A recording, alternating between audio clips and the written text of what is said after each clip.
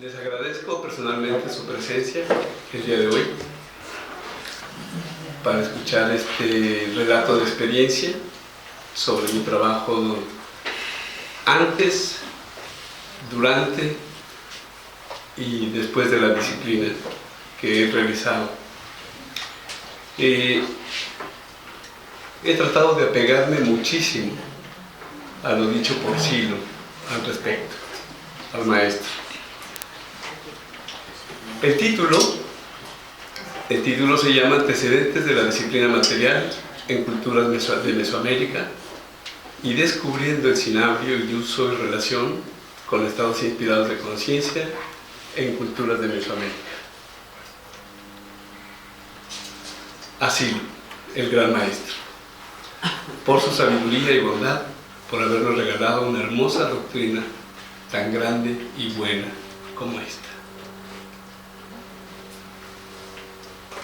Por un amor profundo experimentado por el maestro y su obra. Amigos, yo quiero compartir con todos esta certeza profunda que dice: lo sagrado está en nosotros. Y nada malo puede ocurrir en esta búsqueda profunda de lo innombrable. Creo que algo muy bueno ocurrirá cuando los seres humanos encuentren el sentido, tantas veces perdido y tantas veces reencontrado en los recodos de la historia.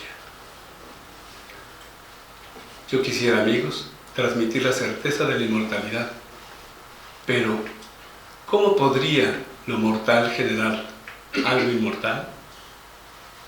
Tal vez deberíamos preguntarnos sobre cómo es posible que lo inmortal, genere la ilusión de la mortalidad.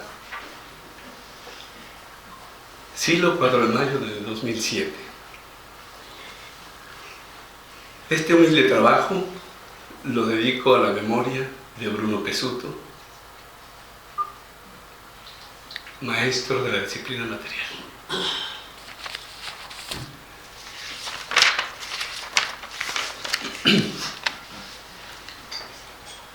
Bueno, les puedo contar que este trabajo que les presento hoy está realizado mayormente en campo, in situ, basado en lo experimentado, en los espacios visitados y en aquellos donde pude hacer mi trabajo de experimentación, evocación y contemplación, como lo fueron los espacios fuera de las minas, los espacios sagrados de diferentes culturas de Mesoamérica, durante también la visita a museos y lugares que he sacralizado intencionadamente. En todos ellos he apelado a no perder mi centro de gravedad ni la posibilidad de conectar con lo sagrado. Este trabajo muestra que a través de una señal, como bien puede ser una palabra, por ejemplo, vida, lo puede llevar a uno por diferentes correntadas del sentido, de conocimientos, de espacios donde uno se mete, donde uno cae, donde uno abre y de pronto uno no puede encontrar la salida. O bien, lugares que al pasar el tiempo uno empieza a reconocer como propios. La investigación me llevó por diferentes caminos, creyendo en un momento que eran desvíos, pero que al final me condujeron a las mismas conclusiones.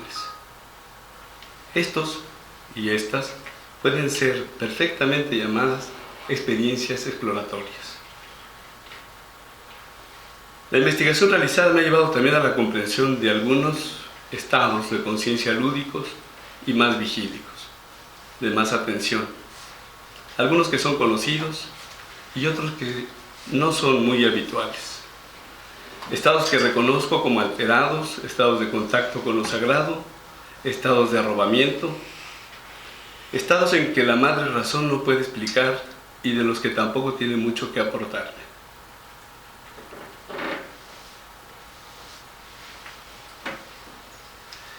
En el afán de explicarme lo vivido con más profundidad, se me plantearon dudas que me llevaron a recordar algunas experiencias de aquellas ceremonias vividas en mis primeros años.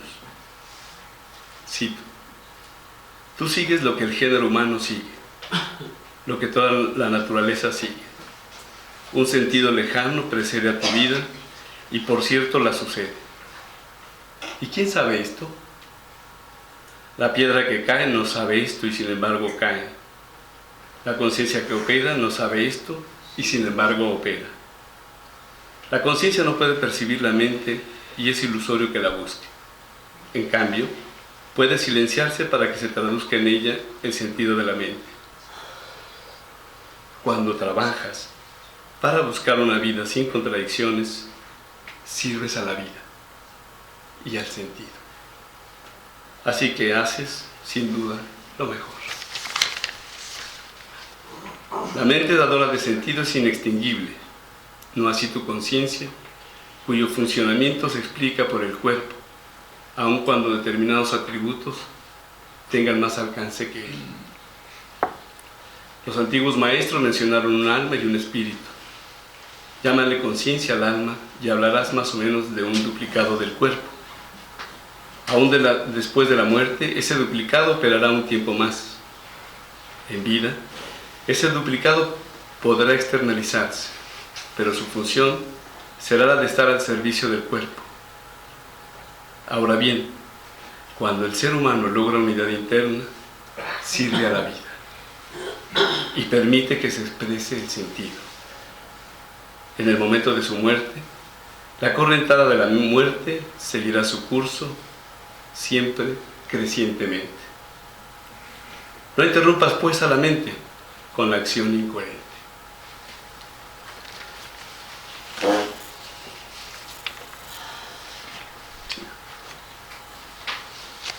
Voy a tratar de concentrarme en concreto con el tema Mesoamérica. Sin embargo, me parece importante hacer la referencia sobre los orígenes de la disciplina material desde nuestra doctrina. Y para ello nada mejor que acudir, apelar a toda la información con su riqueza que nos ha dado Eduardo Gonzalo con los antecedentes de la disciplina material en China, en India, en Egipto, en Mesopotamia. También a Danny Zuckerberg por su escrito sobre la miel loca y estados de inspiración. A Aurelio Carretero por la producción, procedimientos y utensilios en Mesopotamia. A Bruno Pesuto por su trabajo tan interesante que nos transmite en su escrito Intoxicaciones con Mercurio en los alquimistas. Y también me parece que es interesante apelar, si uno quiere saber un poco más sobre la alquimia, a este grupo de estudio de la disciplina material que escriben unos amigos de Argentina, Calderón, Eduardo Sicario, que es un gran amigo, a García, a Lechman, a Manzano, con su información sobre su escrito que es Arqueología de la Alquimia en Praga y en Bohemia. Hablar de la alquimia en general y de la alquimia en Mesoamérica es hablar de misticismo, de filosofía, de medicina, de astrología, etc.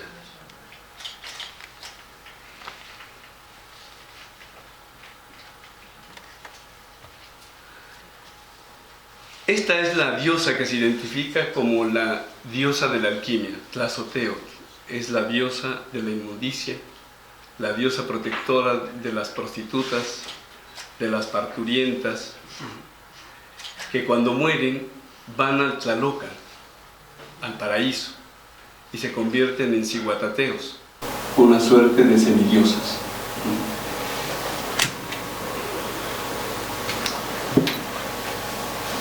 Así que, como para el taoísmo existe el yin y el yang, el mercurio y el azufre, en otras alquimias, también en América existe la dualidad, representados por el nahual y el tonal.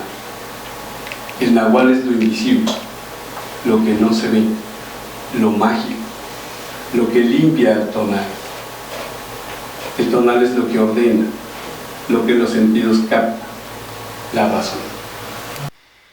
En la alquimia indígena también se percibe en el mundo mesoamericano, que es un crisol de culturas, una forma de incluir esta alquimia es el uso del temazcal.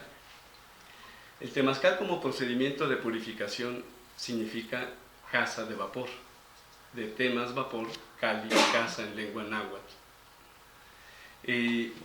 Habitualmente los sacerdotes o maracames, dependiendo de la cultura que uno quiera hablar, entran al temazcal y hacen diferentes procedimientos. El temazcal es una suerte de construcción semiesférica. Se ponen piedras al centro, calentadas previamente al rojo vivo. Se puede poner hierba, sustancia le llaman ellos, medicina en el lenguaje, que puede ser desde el jicuri, puede ser, el jicuri es el peyote. Se pueden poner otras plantas o hierbas que tienen un carácter psicoactivo. El maracame o el sacerdote o el chamán entra con un conjunto del consejo de abuelos de la comunidad y empiezan a dirimir sobre las diferentes circunstancias, problemáticas, las cosas a resolver. Ellos, mediante el baño de vapor que se pone en las piedras con agua, ¿no?, forma un serpentín, ¿no?, que va en espiral hasta llegar a uno que está parado y produce un tipo, bueno, obviamente de deshidratación, ¿no? Pero además el maracame o el chamán ingieren sustancia. Aparte de la que está ahí en las piedras, la ingieren. Entre ellas, por ejemplo, vamos a ver un poco más el cinabrio. Cuando ellos se logran conectar con los dioses ahí, salen a la comunidad y transmiten lo que los dioses han dicho de acuerdo al problema a resolver. Y toda la comunidad seguía a estos sacerdotes. Es importante ubicar en todo esto qué es Mesoamérica, dónde es la ubicación geográfica de Mesoamérica. Mesoamérica está abajo de lo que es Aridoamérica o Asisamérica, es decir, la parte sur de Estados Unidos, y la parte de Mesoamérica comprende desde la meseta central de lo que hoy es México hasta Belice, Guatemala, Honduras, El Salvador, una parte de Nicaragua y una parte de Costa Rica. De hecho, desde la visión náhuatl, Nicaragua quiere decir en lengua náhuatl, hasta aquí llegamos. Y efectivamente hasta ahí llegaron. Ellos tienen contacto con las culturas del sur, ¿no?, y se convierte Costa Rica en un punto de encuentro.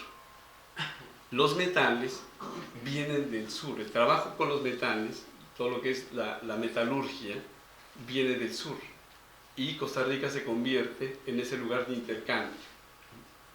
Entonces las culturas de Mesoamérica lo que van haciendo es adquieren la tecnología, pero empiezan a usar de acuerdo a su cultura los procedimientos, las formas que ellos van plasmando en sus diferentes producciones artísticas. Los antecedentes de la disciplina material en Mesoamérica lo tenemos como una concepción del mundo. Es una concepción dual, es una concepción que parte de que hay algo más después de la vida, y para ello también su religiosidad va teniendo en los diferentes periodos históricos, van llevando adelante un intercambio, una propuesta conjunta, logran homogeneizar para toda la cultura, o todas las culturas de Mesoamérica, un mismo calendario, una misma visión del mundo, una adecuación y adaptación de los dioses, ¿no?, de tal manera que la gente en la península, que son los mayas o los mexicas, ¿no?, logran saber que Tlaloc es igual que Chac, ¿no?, y allá se puede entender perfectamente, de acuerdo a las investigaciones y mi propuesta de un amigo, es que uno entiende Mesoamérica en la medida en que entiende que el nieto de un dios es el hermano de su padre, una cosa así. O sea, todo mundo está en contacto, ¿no? La palabra que como señal mencionaba yo en un inicio, el cinabrio, es una palabra que empezó a entrar como una señal en mi vida. En los primeros tiempos de haber entrado a esta doctrina, fui leyendo algunos materiales, otros me los heredaron, ¿no? Pero al llegar a la disciplina me encontré con la palabra cinabrio. Y la palabra cinabrio fue impactante en mi conciencia, fue fuertísima, ¿no? Y yo no entendía bien por qué, ¿no? Así que traté de apelar a los recuerdos que tenía en la memoria y me salía de todo. Recuerdo el libro de García Márquez. En las primeras páginas, ¿no?, mencionan las aventuras de una suerte de alquimista que llega ahí al pueblo, ¿no?, y conversa con él. Pero dije, esto no es lo mío, esto parece como un acto fallido de conciencia, porque no es lo que busco. Yo no quiero ser un crítico literario. Luego me fui a materiales que me habían heredado y me encontré con materiales que hablaban del cinabrio. Yo no entendía bien qué era eso, ¿no? Entonces empecé a soñar el cinabrio, empecé a soñar al maestro con el cinabrio, ¿no? Y duro, y con esa me fui. Entonces empecé a investigar dónde estaban los yacimientos en el mundo sobre el cinabrio, si había en Mesoamérica, ¿no? Y recordé también sobre la marcha en el proceso de la disciplina. Leí un libro, una monografía muy interesante de Pancho Granella, donde una conversa con Silo habla de ello, ¿no? Y desde ahí me planteé la posibilidad de que en Mesoamérica pudiera existir o haber existido una suerte de disciplina material, ¿no? Hoy en día, desde mi punto de vista, digo, claro, existió, ¿no? Pero eso ha sido a través de todo un historial de vida que me ha marcado enormemente, ¿no? Así que entonces el cinabrio viene de ahí, el tema del cinabrio como señal viene de ahí. Ahora, ¿por qué el cinabrio? ¿Cómo es que se da la señal? Bueno, lo voy planteando en las diferentes diapositivas que hemos preparado para este día, ¿no? El cinabrio es sulfuro de azufre, de mercurio, compuesto en un 85% de mercurio y un 15% de azufre. Su símbolo químico es HGS. El cinabrio tiene características químicas. No es soluble al agua, es muy pegajoso, es de fácil adherencia, se puede disolver o mezclar con ácidos como el vinagre, que es ácido acético, con aceite de linaza, con la grana cochinilla, que es un bicho que sale en el nopal, no sé cómo le dirán acá al nopal, cactus. También tiene una relación muy fuerte con la hematita especular, con la ilmenita, que es óxido de fierro y de titanio, y otros óxidos de fierro. También en las zonas de Europa se mezcló con el kermes, que es una mezcla de óxido y sulfuro de antimonio.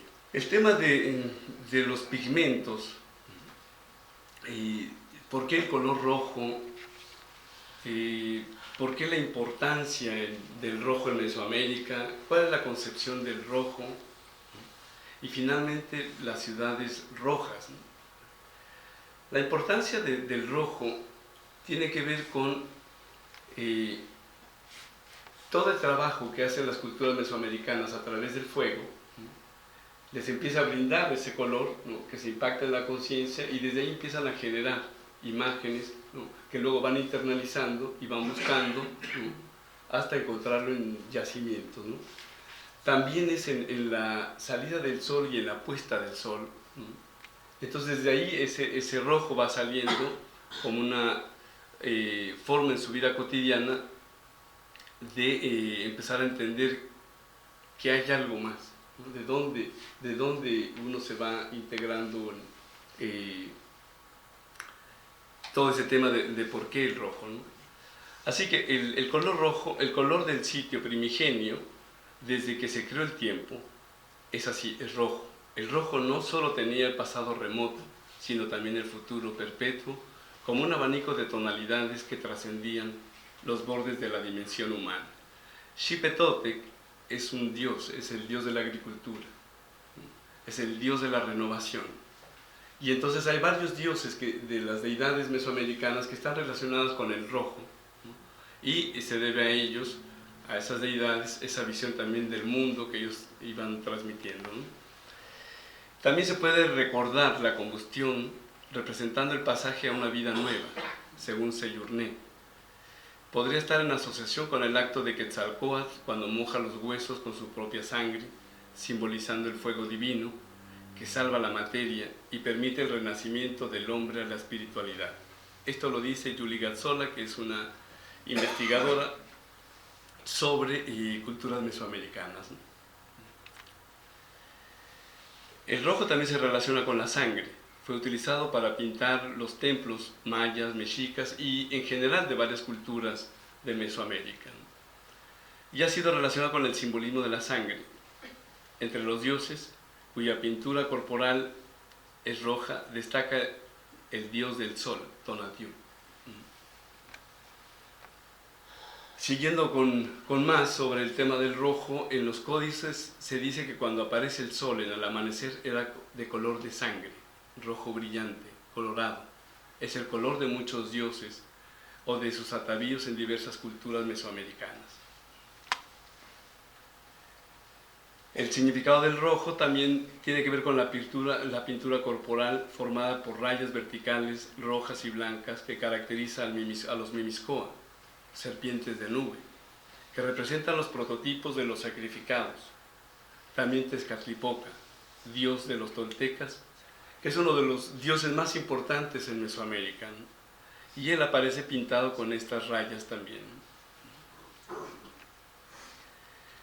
Yacimientos, los yacimientos del cinabrio a nivel mundial es Almadén, España, es Mount Abalá, Idria en la Yugoslavia, en la antigua Yugoslavia,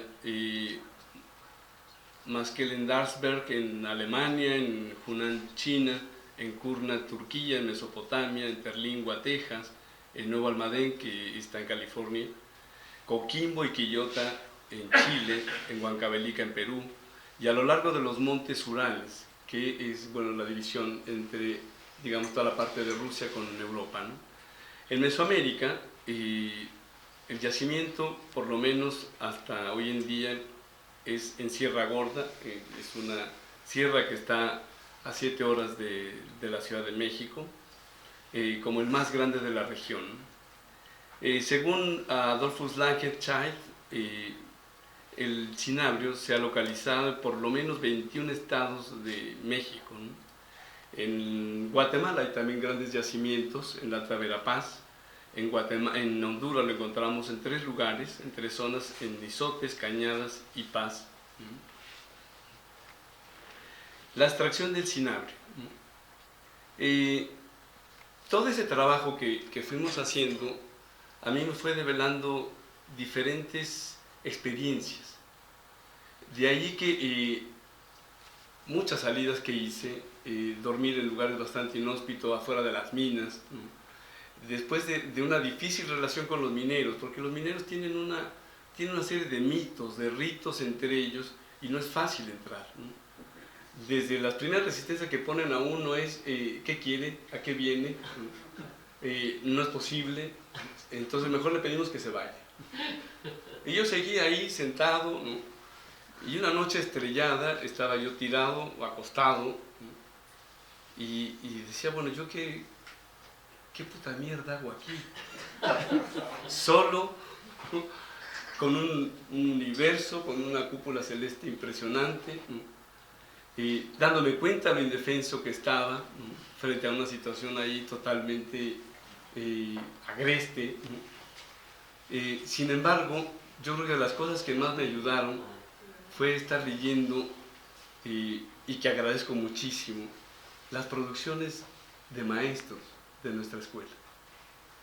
Ellos me volvían al centro, me volvían a mi centro de gravedad, ¿no?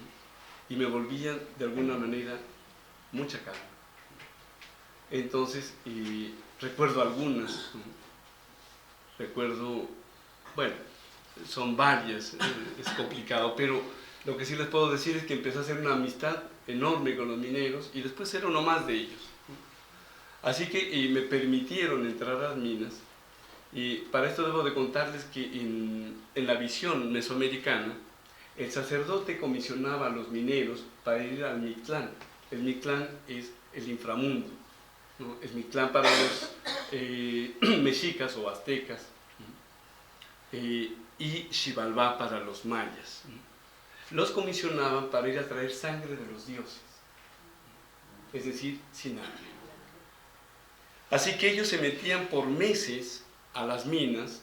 Ya van a ver si les parece y si quieren un video sobre la extracción en campo.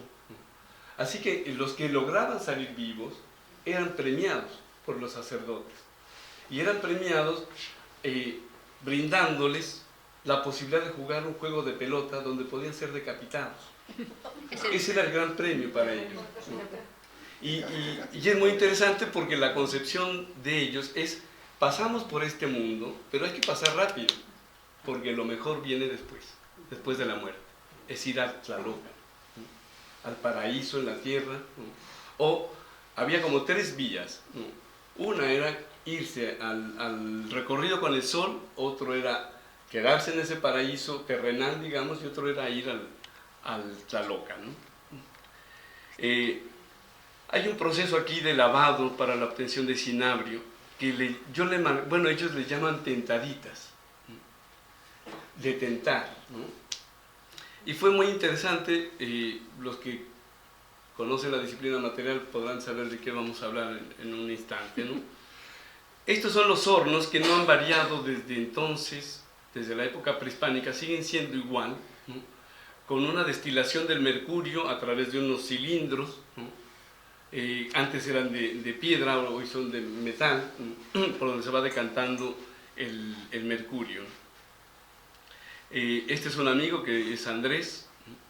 Y le pusimos tentaditas. Entonces, él me decía: bueno, pero usted ¿realmente quiere aprender esto? Y yo dije: bueno, si me da oportunidad, claro que sí, ¿no? Así que se puso a explicarme cómo era esto. Y para eso me dice: bueno, ¿usted ha estado alguna vez con una mujer? Le dije: bueno, obvio, ¿no? Y ha tocado algunas partes así con los dedos. Bueno, usted sabe a qué me refiero. Bueno, más o menos. Sí hay una parte de la mujer que uno toca, ¿no? Y que está un poco húmeda. Sí, yo creo que sí. Dice: bueno, yo no le quiero decir más. Experiméntelo usted, ¿no? Pero va a ver que hay cosas raras que yo no entiendo bien por qué sucede, ¿no? Pero eso nos pasa a todos los compañeros, así que no lo hacemos, no lo decimos tan frecuentemente a usted, porque bueno, viene a estar investigando esto, ¿no? Y él me va explicando cómo va haciendo esto de las tentaditas, ¿no? Por favor. Y empieza a hacer la arena, sí, va de la arena que van recogiendo, empiezan a hacer todo eso con agua, lo empiezan a ondear el plato, hasta que empieza a salir el rojo del cinabrio y también mercurio, ¿no? Yo experimenté la carga del centro colector, el primer paso de la disciplina, ¿no? Y yo dije: puta, esto es interesante. Entonces el otro me estaba diciendo una experiencia que vivían ellos, pero que no se la podían explicar, ¿no? Y yo, por más que traté, tampoco se la pude explicar mucho, ¿no? Así que yo pensé que era un poco de cosa mía, ¿no? Pero después de esta visita, ya en Ciudad de México, me puse a hacer experimento con varios de los nuestros y de las nuestras, ¿no? Y pasó lo mismo. Se acercó una de las nuestras y me dijo: oye, me da mucha vergüenza decirte, pero me pasó una cosa que no entiendo. Y otro también, ¿no? Gente nueva, gente antigua, ¿no? Y entonces algo pasaba, ¿no? con esa con esa experiencia, ¿no? El cinabrio, ahí, bueno, pueden ver ustedes, bueno, no se ve, pero aquí se pueden ver algunas partículas blancuzcas, que es el azogue, el mercurio. Así que fue muy interesante como experiencia esa con estos amigos, ¿no? Los usos del cinabrio se utilizan hoy en día en la medicina, ¿no? En la etnomedicina, en Ciudad de Nueva York, ¿no? En consultorios que no son tan conocidos, ¿no? Se utiliza, ¿no? En la medicina védica, ¿no? Para diferentes tratamientos, ¿no? Lo están utilizando. Esto les digo este año, el año pasado que estuve preguntando e investigando y se siguen usando, ¿no? En Ciudad de México se sigue utilizando, por ejemplo, pequeñas proporciones de mercurio para tratamientos dentales todavía, ¿no? Se utilizan en los textiles también en la época prehispánica, ¿no? Se utiliza para hacer códices, se utiliza para hacer vestimentas, ¿no? Así que tenía entre el siglo II y VII del periodo clásico de nuestra era, el cinabrio era mucho más importante que la plata. No digo que el oro, porque oro no había tanto como dicen. Había lo que había en Mesoamérica era plata, ¿no? Y era más importante que el jade. El jade y la turquesa eran los elementos de mayor valor. Pero el cinabrio entre esos periodos era lo máximo, ¿no? Luego hemos ido haciendo un recorrido a través de casi 7 años, tratando de buscar esos indicios, esos indicadores, ¿no? Sobre temas de escuela, ¿no? Y lo que hemos llegado a una conclusión es que había una escuela itinerante, no había lugares específicos, ¿no? Así que en los templos sagrados, ahí se exponían, se hacían reuniones de los sabios, de los sacerdotes en este caso, porque en el periodo entre el siglo II y el VII son la clase sacerdotal, ¿no? La que tiene el poder. Así que entre ellos van haciendo ese tipo de reuniones, se van poniendo de acuerdo, ¿no? Y hay una expresión maravillosa, digamos, de lo que es el conocimiento. Intercambian, se ponen de acuerdo con cuestiones de tiempo, con los calendarios, etc., ¿no? Así que hay una parte importante aquí con el tema de la escuela, porque no hay un lugar, ¿no? Hay vestigios, ¿no? En algunos lugares, y conversiones, grandes conversiones de gente que logra hacer revueltas o rebeliones frente al estatus que se vive en ese momento, y tratan de que eso se les reintegre, ¿no? Sus valores, sus creencias, todo, ¿no? Pero ya no es tan fácil, ¿no? Pero va quedando un conocimiento que yo creo que hasta el día de hoy se va transmitiendo de manera oral, en muchos casos muy desvirtuada, en muchos casos de mucha charlatanería. Y yo creo que es interesante ver en dónde uno que anda buscando. Yo creo que lo mejor es buscar nuestra doctrina, ¿no? Para entender y comprender eso, o sea, nada más, ¿no? Yo creo que hay muchas cosas dentro del chamanismo que son muy interesantes, ¿no? Como fenómenos, pero hasta ahí, ¿no? De repente me he encontrado con situaciones donde la gente termina creyéndose eso como no sé, como lo mejor, como lo máximo, ¿no?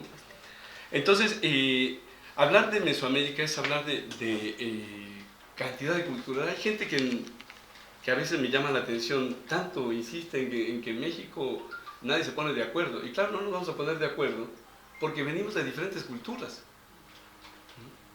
Y eso no es tan fácil comprenderlo si uno no investiga un poco, ¿no? Porque es interesante. Yo escuchaba algunas charlas del maestro, ¿no? Transmitidas por gente desde mi punto de vista muy confiables, donde decía cómo habían ido pasando por el estrecho de Bering, cómo se habían ido asentando y por ejemplo, cómo había surgido la desconfianza, ¿no? Eso lo decía en el 2006. Y él decía que, bueno, la gente se fue instalando en diferentes lugares, iban llegando, se interrumpe el paso por el estrecho de Bering pasan cientos de años después, otros, y los que ya están acá, al ver a esos nuevos, no saben quiénes son, no se reconocen como familia, ¿no? Y entonces ahí surge la desconfianza, ¿no? Entonces, a mí me alivió bastante lo que dijo el maestro con eso, ¿no? Porque dije, puta, yo desconfío de todo el mundo, pero bueno, parece que no soy el único, ¿no? Entonces él decía que algo teníamos que hacer en esas culturas, desde Guatemala hasta Perú y Bolivia. Lo que era Brasil, Uruguay, Argentina, Chile, se cosían aparte, ¿no? Decía que ahí tenemos que arreglar algo nosotros, ¿no? Y bueno, yo creo que también tenía que ver con esto que les estoy comentando. Es un crisol de culturas. Hay cosmogonías, hay procedimientos totalmente diferentes, unas cerámicas son totalmente diferentes unas a otras. Los dioses también se logra homologar un poco, pero no. Es decir, yo ahora entiendo, por ejemplo, que ir hacia el occidente del país es impresionante. Es impresionante porque yo no me entiendo con la gente de allá, ¿no? Aparte de todo el tema cultural, no se entiende. Y no se entiende porque, bueno, uno tendría que ir hacia atrás. Por ejemplo, cuando hay ese encuentro con la cultura española, solamente hay dos imperios allá. El imperio tarasco, que está en el occidente, y el imperio mexica. Y claro, frente a eso eran los que pagaban, todos los demás pagaban tributo a estas dos culturas. Los tarascos, además, encima tenían un pleito cerrado con los mexicas, porque los tarascos aprendieron a trabajar el metal, ¿no? Y los otros nunca pudieron derrotarlos con las flechas de obsidiana, ¿no? Pasaban otras cosas. En la cultura maya, la forma de gobierno eran ciudades-estado. Entonces no había imperios. Se agarraban a palos todo el tiempo, ¿no? Se hacían alianzas, se hacían cosas entre familias, linajes, ¿no? Pero no eran un imperio. Y Teotihuacán era una cosa maravillosa. Teotihuacán era un cuerpo colegiado el que gobernaba. De ahí lo fascinante que resulta para la gente estar o ver o conocer algo de Teotihuacán es eso. Así que nos hemos ido haciendo una visita en diferentes lugares, sobre todo para constatar que se hizo uso del cinabrio, ¿no? Y que había algo más, ¿no? Todo ese rito funerario. El cinabrio, por ejemplo, se le ponía a los que partían con la idea de que tuviera más sangre, porque iba a recorrer 9 niveles al inframundo y luego subir 13 niveles, ¿no? Entonces iba a necesitar un poquito más de sangre. Así que estos le ponían todo. Ahora, si quieren, también podemos ver un video sobre eso, ¿no? Entonces, esto está en la Sierra Gorda, donde está el yacimiento más grande, ¿no? Nos vamos a la cultura, es la cultura huasteca la que acabamos de ver. En la cultura maya son diferentes lugares, ¿no? Está Calakmul, que está en Campeche, está una isla que es Jaina, que hay unas producciones maravillosas en miniatura, ¿no? Está Bonampak, ¿no? Que son murales. Uno de los usos que tiene el cinabrio es en la pintura mural, ¿no? Está la cultura maya en Palenque, que son como diferentes ciudades-estado, ¿no? En Palenque por lo menos se localiza en el templo de las inscripciones, que es el templo de Pacal, y en el templo 18, que es el de la Reina Roja, y en el templo de atrás, en el templo de la Calavera. Son en 3 lugares en ese sitio donde se encuentra el uso del cinabrio, ¿no? Dentro de la cultura maya, igual hacia el sur, ya cercano a Guatemala, está Tenampuente, ¿no? En Chiapas, en Yaxchilán también, en Sibanché, que es otra ciudad, ¿no? Es importante que sepan también que, porque eso lo discutíamos con Agostino, cuando estaba yo investigando esto, me decía, bueno, no, es que son ocres, ¿no? Son ocres rojos. Yo le decía, bueno, sí, pero en Mesoamérica se usó el cinabrio. Cuando yo empecé mi investigación, partí del siglo II al VII. Y cuando voy avanzando, se me cae todo al suelo porque 1500 años antes, la cultura olmeca, que es la madre cultura ya lo usaba, ¿no? Y para ritos funerarios, ¿no? Entonces, yo le decía, bueno, lo que pasa es que no es tan fácil diferenciar el cinabrio de la hematita, porque se ven como, ¿no?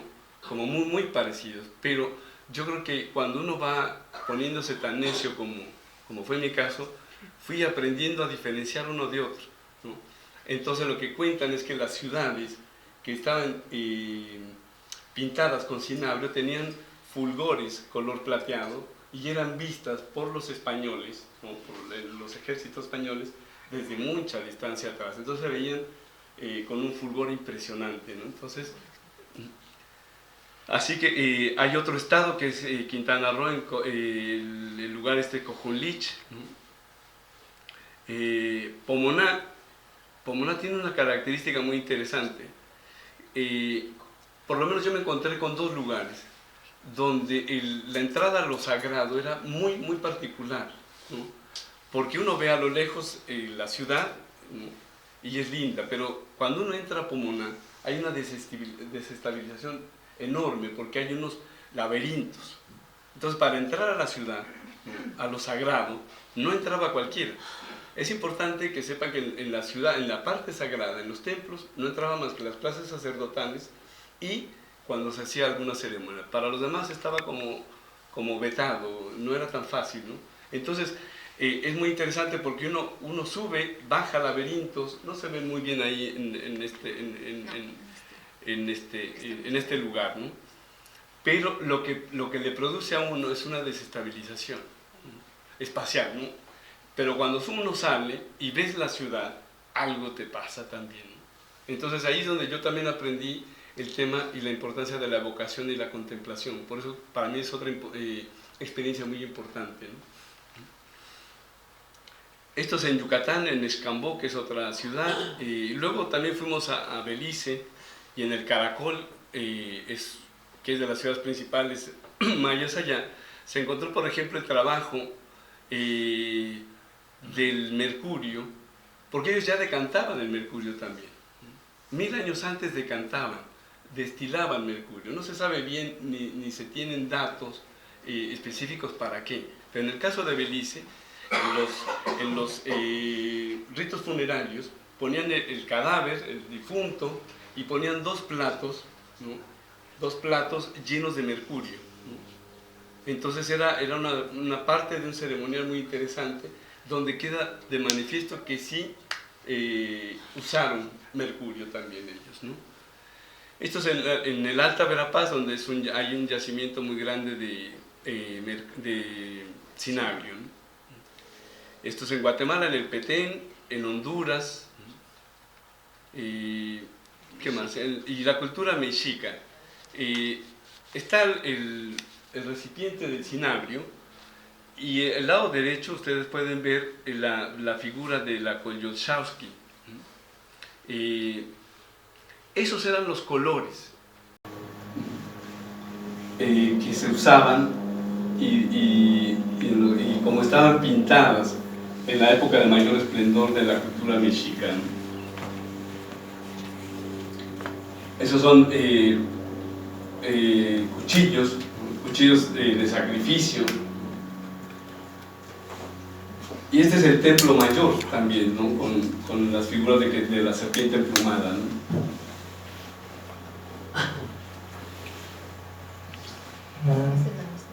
Sí. Luego la Mixteca, que está hacia el sur, en el estado de Oaxaca, también nos fuimos encontrando con varias ciudades. No todas las ciudades utilizaron el cinabrio, pero las más importantes sí. Esto es muy interesante porque esto no es permitida la entrada al público. Entonces conseguimos un permiso muy especial como investigador y bueno, hicimos un tramiterillo. Y ahí lo que se puede observar es una cámara de entierros, y esas jambas, esos muros que son en términos arquitectónicos, ellos pintaban los dinteles, las jambas y las dovelas, que son la parte de los arcos, ¿no? Todo eso está lleno de cinabrio. Son hechas especialmente para los nobles, ¿no?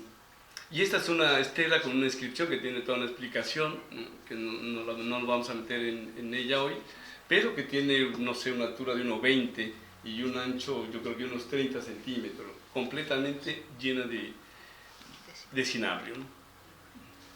Está Monte Albán, que es uno de los lugares más espectaculares que hay, y las tumbas más importantes, que la 104 y la 105, están plasmadas en su pintura mural con cinabrio, ¿no? Cinabrio y hematita también, ¿no? Esta es otra parte de otra cultura, otro reino de allá de Oaxaca. Son braseros, lo que acaban de ver, urnas, como esta de la izquierda, los platos donde ellos hacían toda la molienda del cinabrio.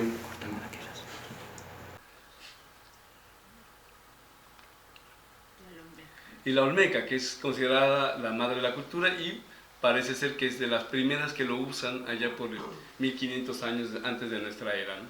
Ese es todo un rito donde ellos tienen fragmentos de cinabrio, porque tanto la cultura maya como la olmeca fueron transmitiendo a las demás culturas una pátina sobre el jade, ¿no?, de cinabrio, ¿no?, que les daba a ellos una suerte de poder.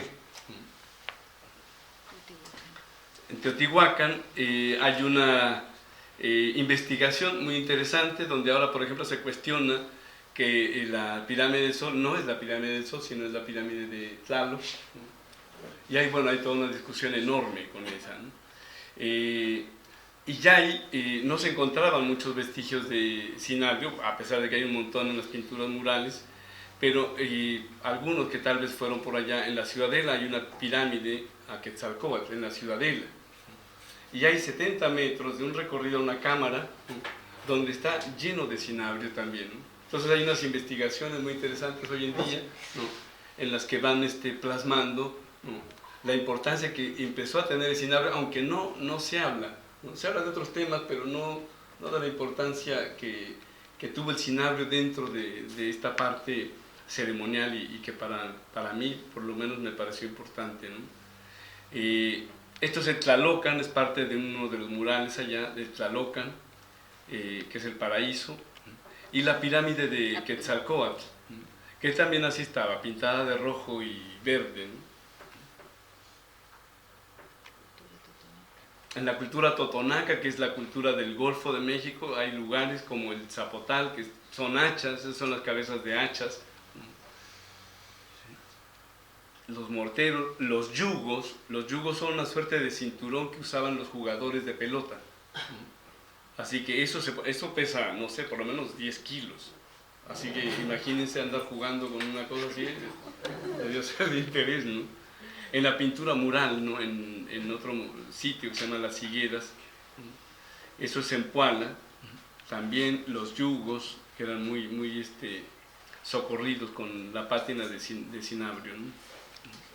Esto es Xochicalco, que también algunos han tenido oportunidad de conocer por allá, y este es el señor de rojo, el gobernante más importante de esa época de la cultura xochicalca, en las que él se ponía hacia el oriente y bueno, recibía los primeros rayos del sol, ¿no?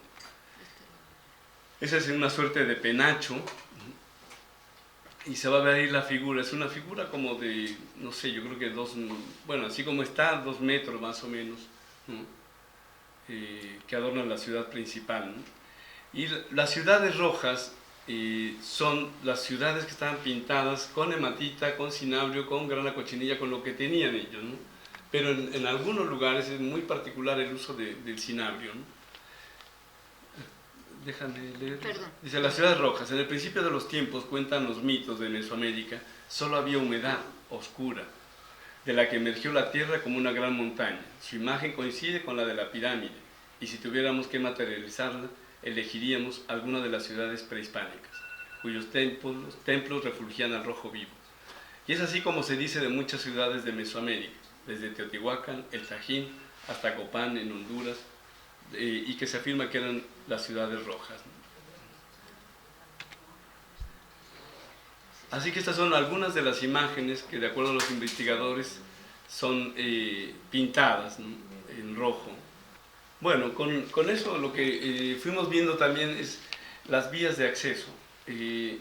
Fue una parte, digamos, de una exploratoria que fui haciendo con diferentes sustancias, y no está detallado aquí, pero sí en el escrito, donde a través de plantas como eran los colorines, el floripondio, la inhalación de copal, el jicuri o el peyote. El jicuri es el dios, ¿no? El peyote es un dios, ¿no? El pericón, que es yautli en lengua náhuatl, los hongos, que son llamados santitos, niñitos, hermanitos, ¿no? Depende de la región. Entonces lo que hacían los chamanes era hacer ofrenda. Entonces ellos llegaban al árbol de la vida. El árbol de la vida sería nuestro monolito. Era el árbol de la vida, que para la cultura maya es llamado la ceiba, ¿no? El árbol, y para otras culturas el yututata, ¿no? Entonces el chamán llegaba, fumaba con los colegas, porque empezaba así el ritual. Para empezar a hablar uno fuma. Entonces fuman en la pipa, se ponen de acuerdo, ¿no?, en hacer una suerte de pedido, ponen la ofrenda de copal o pericón sobre todo, lo inhalan y ahí se vuelan. También hay bebidas. El balché es una bebida preparada con una corteza de árbol. Entonces se pone 3 días a reposar, se mezcla con anís, con miel, un tipo de miel muy particular, que es la que me recuerda a mí al escrito de Dani, ¿no?, o azúcar, ¿no? También hay pulque, que es extraído del maguey, y que en la época prehispánica solamente la gente mayor podía tener acceso, no los jóvenes, y los sacerdotes, por supuesto. El pozol, el tejuino, son bebidas que son fermentaciones del maíz, sobre todo. Se dejan varios días, se va fermentando y luego a ver quién se lo toma, ¿no? El toloache es allá es muy famosa la palabra toloache, porque se sabe que el toloache es una planta que, usada en exceso, lo vuelve a uno mal, o sea, lo puede desequilibrar para toda su vida, ¿no? Entonces, cuando uno está enamorado, le dicen a uno que está entoloachado. A ese le dieron toloache, por eso anda con la baba permanentemente, ¿no? También nosotros clasificamos por lo menos en 5 grupos, ¿no?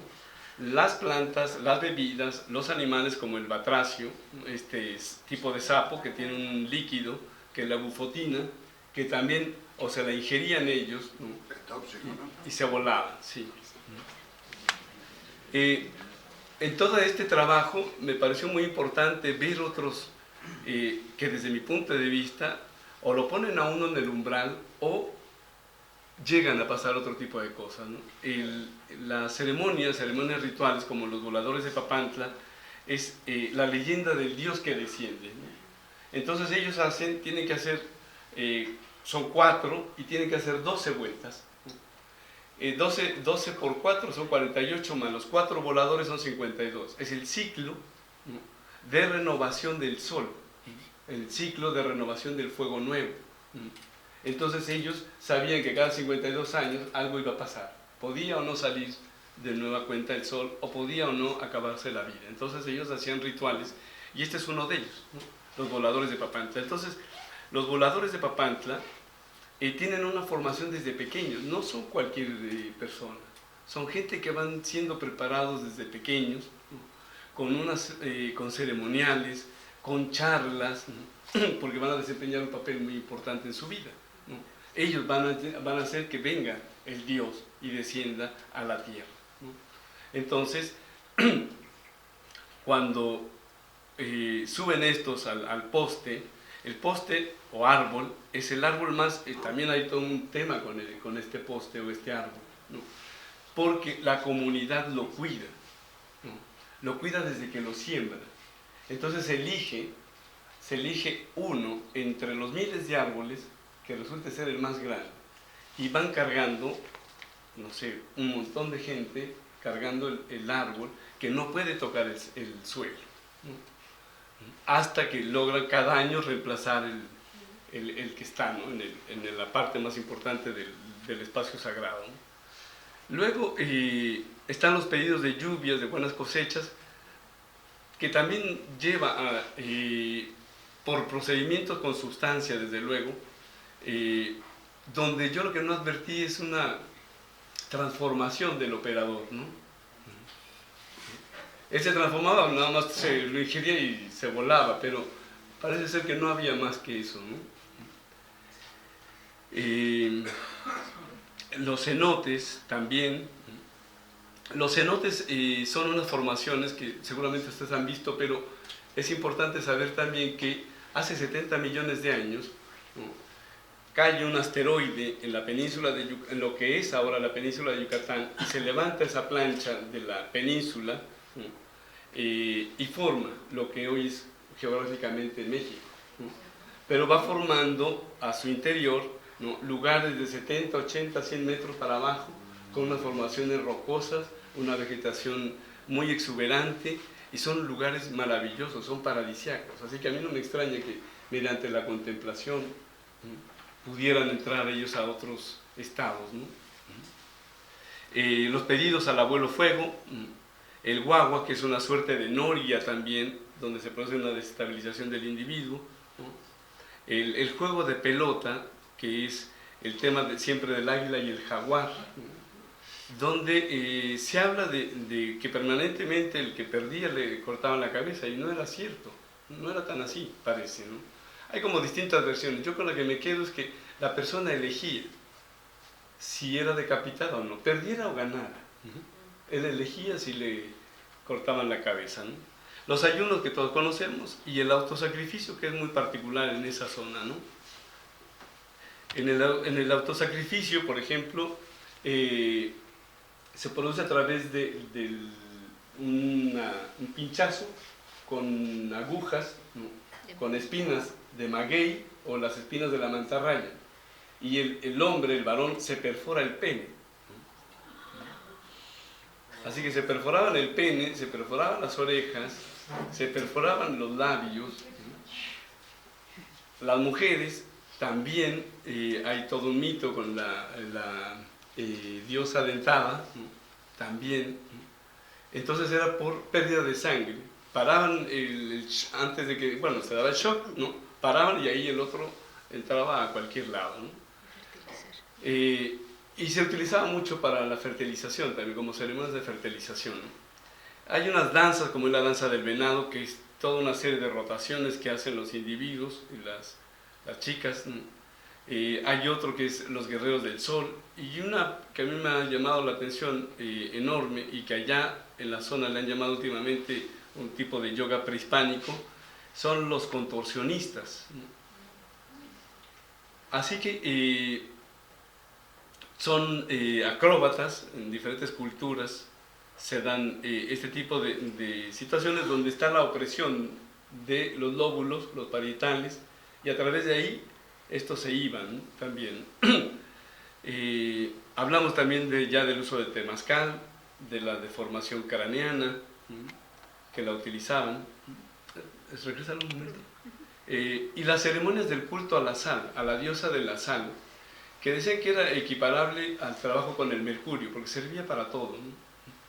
Como saben ustedes, el mercurio se utiliza para mejorar los metales. Todos los metales preciosos pueden trabajarse con el mercurio, y el mercurio siempre va a mejorar ese metal, ¿no? En este caso el oro y la plata, ¿no?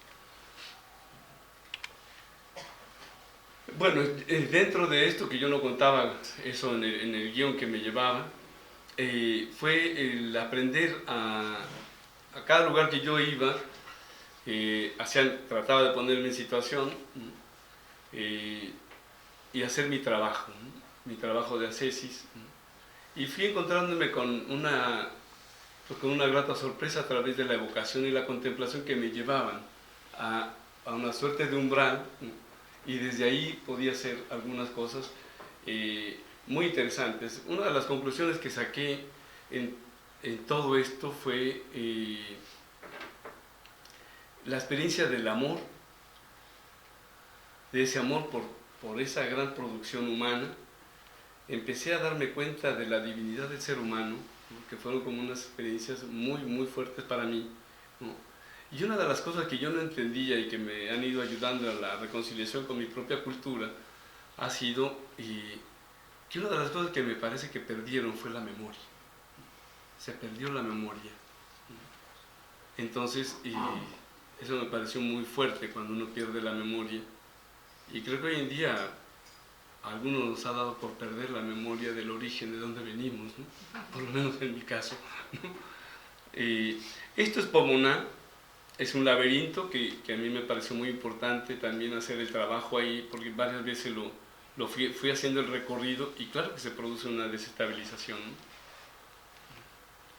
En el caso del cinabrio, se hacía por inhalación, por untarlo en la piel, se hacía escarificación, ¿no? Así que se hacían unos cortes los muchachos, ¿no?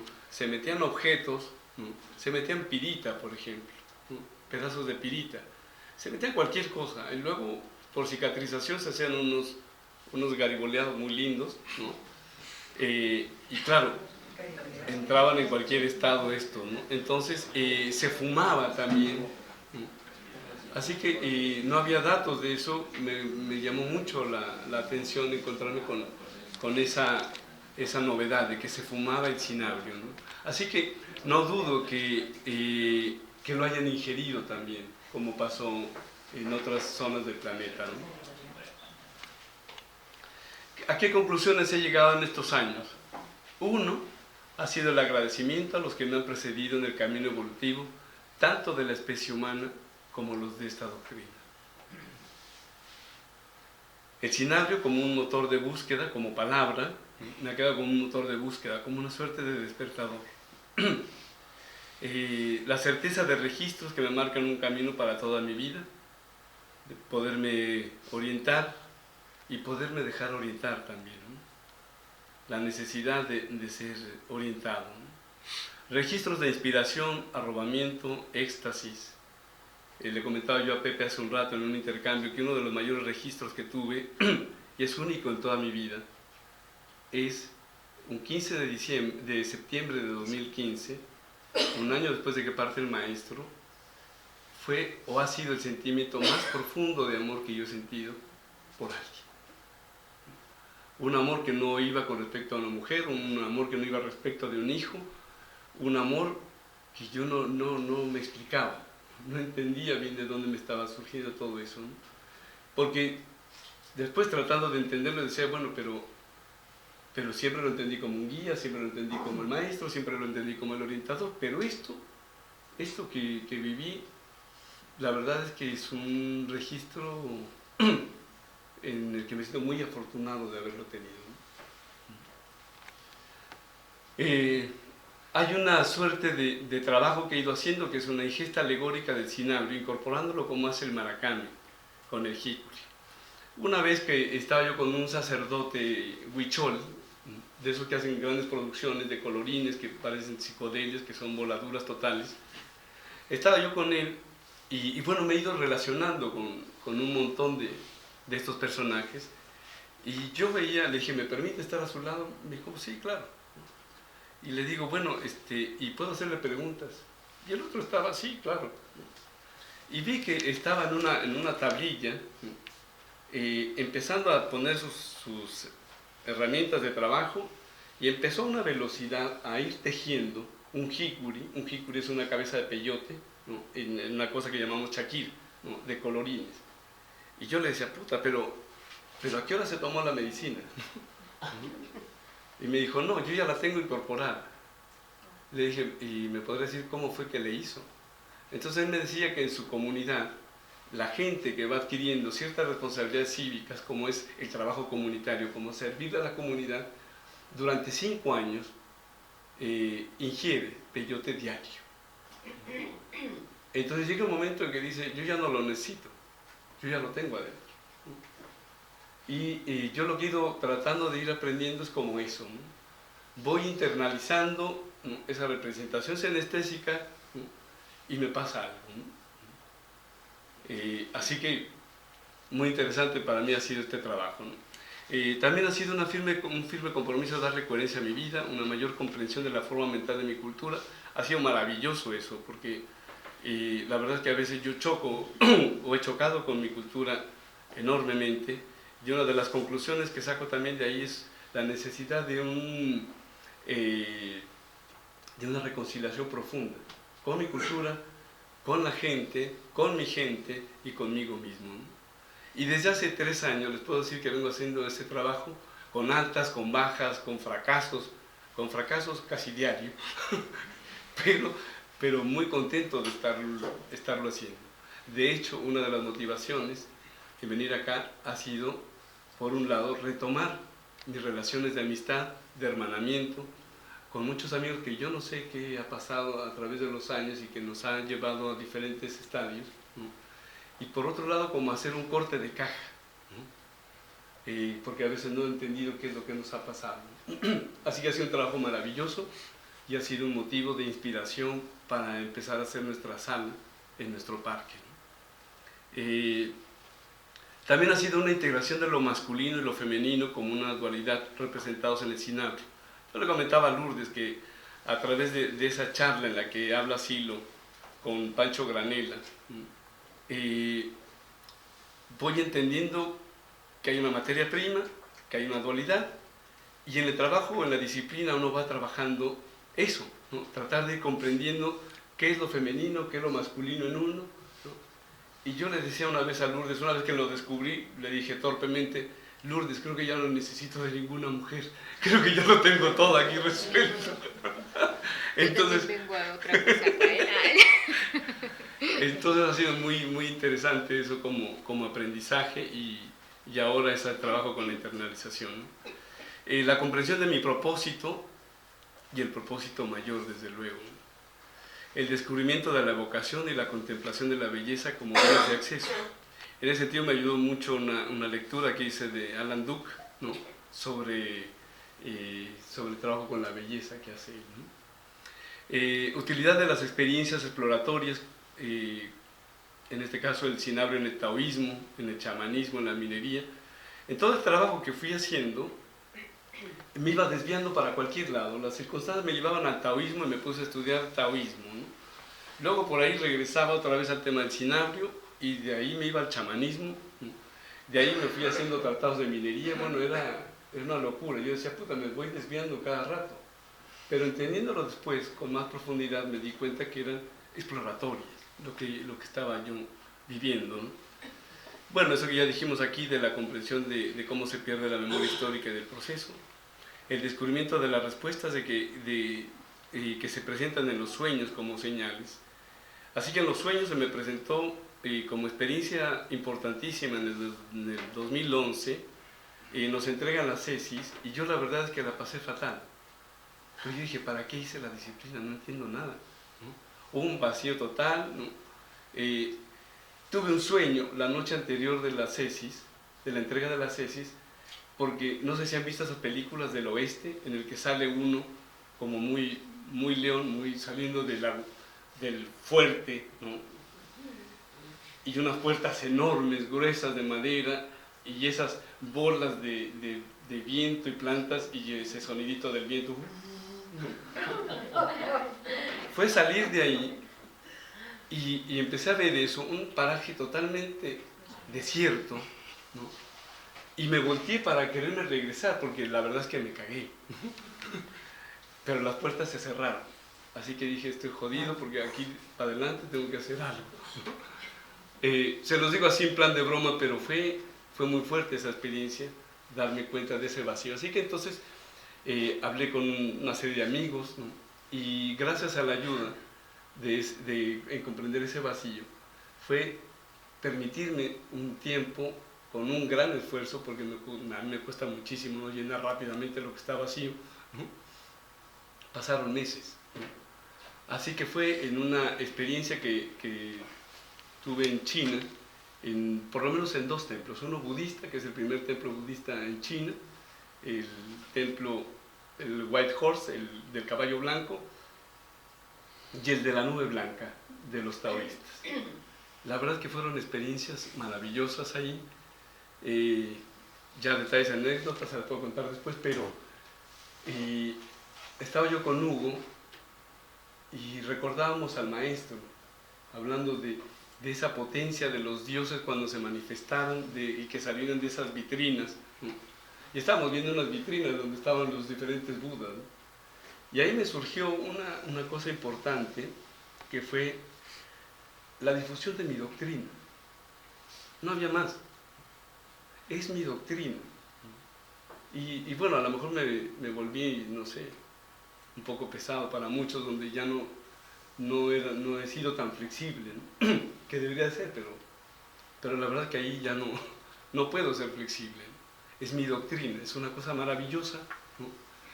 Fue una charla con un monje taoísta, le entregamos el libro del mensaje en chino, Hugo se fue ese día, yo regresé al otro día, le dije, oiga, ahí hay una sala de Lao Tse y me gustaría verla, pero no me dejan tomar fotografías. Y me dijo, yo lo acompaño, ¿no? Y ahí el tipo me pregunta sobre el libro, ¿no? Me dice, oiga, muy interesante el libro, ¿no? Él utilizaba un traductor, y me iba diciendo todo entre inglés, chino y demás, ¿no? Y él me dice, he leído el libro anoche, el que me dejaron ayer, y me ha parecido muy interesante.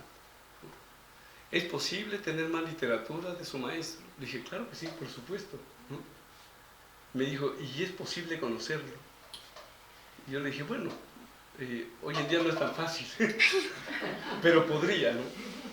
La verdad es que lo que a mí me dio fue una necesidad enorme de que nuestra doctrina se difundiera.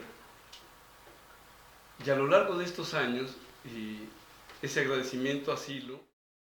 La muestra donde dice que hay metal aquí, que está flor de... Ese. Mira, acá está más bien. Todo esto es metal. Todo eso es metal. Sí. Se ve por el brillo, se reconoce entonces sí, como... el color. Y el color. ¿Y esto lo van haciendo como en el barreno? Sí. Barrenando. Sí. Está chingón. Se cayó. Pero está durito. Ese.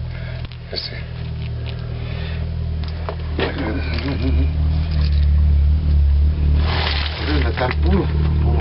¿Cuál? Este que estoy señalando con el dedo es el puro metal. Sí.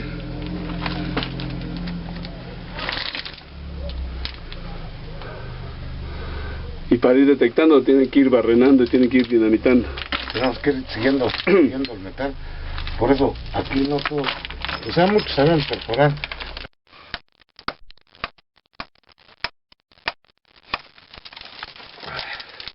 Mira.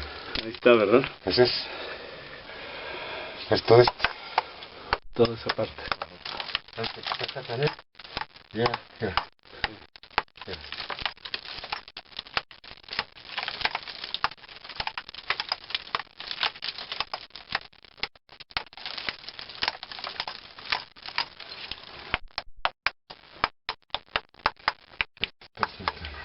¿Con eso vas tanteando por el sonido o cómo?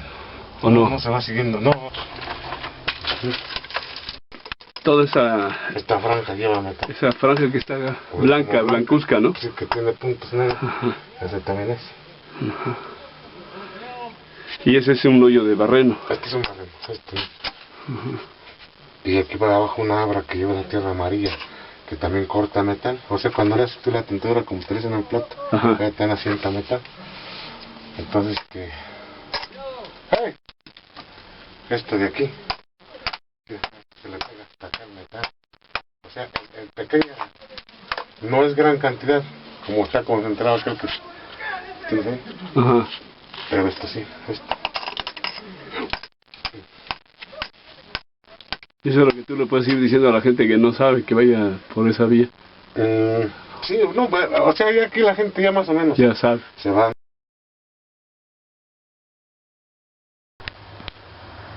¿Esto también es un chocolón? Estos son los chocolones que usaban los prehispánicos para ir haciendo toda la perforación en la mina y ir entrando ¿La explotación? A hacer la explotación. En mucho de cinabrio, ¿verdad?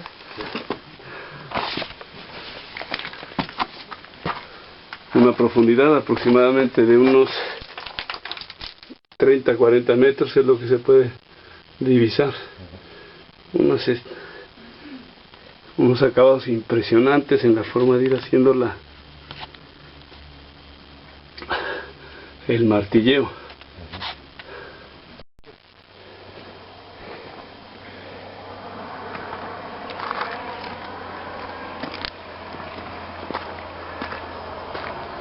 Esta es la entrada a la mina principal. Se siente el vapor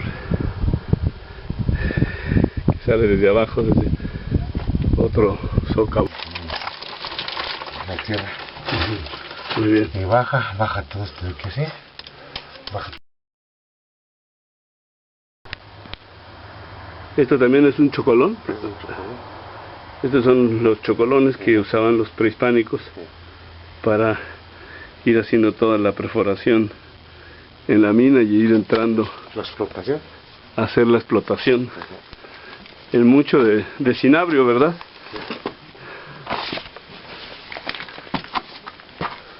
Una profundidad aproximadamente de unos 30, 40 metros es lo que se puede divisar.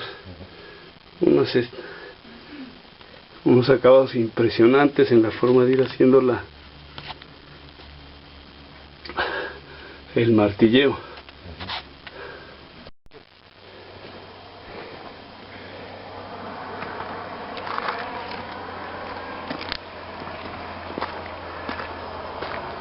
Esta es la entrada a la mina principal. Se siente el vapor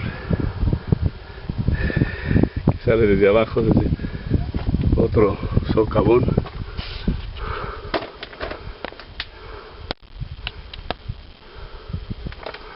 Se ve las mangueras para toda la actividad neumática que se hace para ir perforando. Y es una panorámica general de los hornos.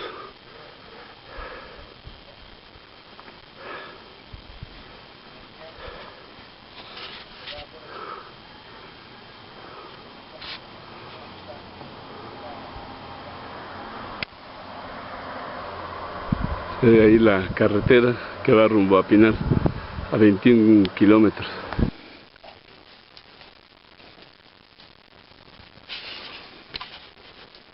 Ahí va quedando, ¿verdad? Aquí está quedando material. Mira que es todo lo que tiene. Mira, eso. De la tierra, se pone la tierra y es el mercurio.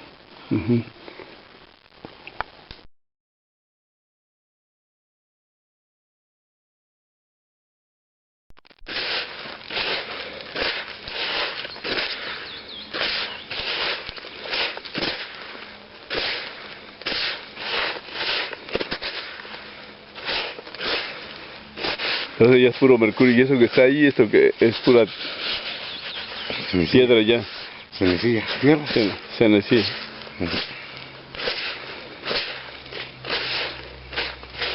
¿Eso es lo que le quitaste al tubo? Esto es lo que le quité al tubo. ¿Ahorita? ¿Y le echaste qué, agua? Agua.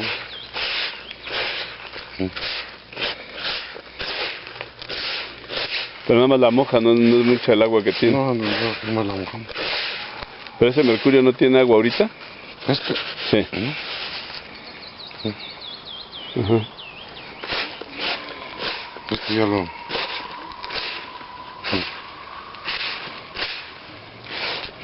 Pero esto ya no se le quita hasta que lo quieras otra vez. Ya lo que le salió ya nomás. Ajá. Por entero vamos a llevar.